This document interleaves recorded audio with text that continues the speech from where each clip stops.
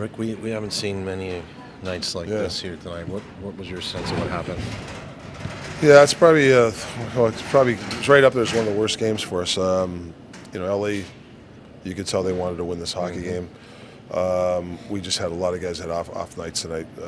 That's what's disappointing. The pushback was there; it wasn't there for some guys. That's disappointing for a hockey club. Can I break down a couple of things? In the first period, it looked like maybe you were defending well, but you weren't winning those battles along the walls in the offensive zone. That's what you talked about before the game, right? Yeah, we were looking for. You're playing LA, you got to win those battles, or you got to push back, and even coming out for 1-0, we warned the players, hey, listen, lucky it's only 1-0.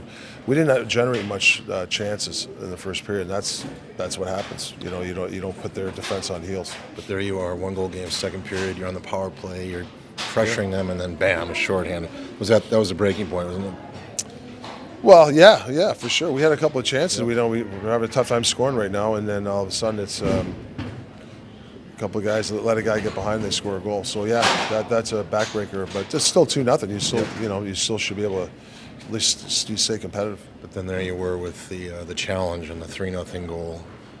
It reminds me of Nashville. What were you seeing, and what was Steve Peters telling you? I don't know. I thought it was. I looked at it. I thought it is, but hey, listen, those guys are two good refs. So I mean, you can live by the call. Before we let you go, there's just a recognition factor. You knew Dallas, for example, was in a critical juncture of their season. You talked about this must-win for the LA Kings. You're going to get a heavy dose of this right now in this season for a lot of teams. Your team's going to have to recognize that, right?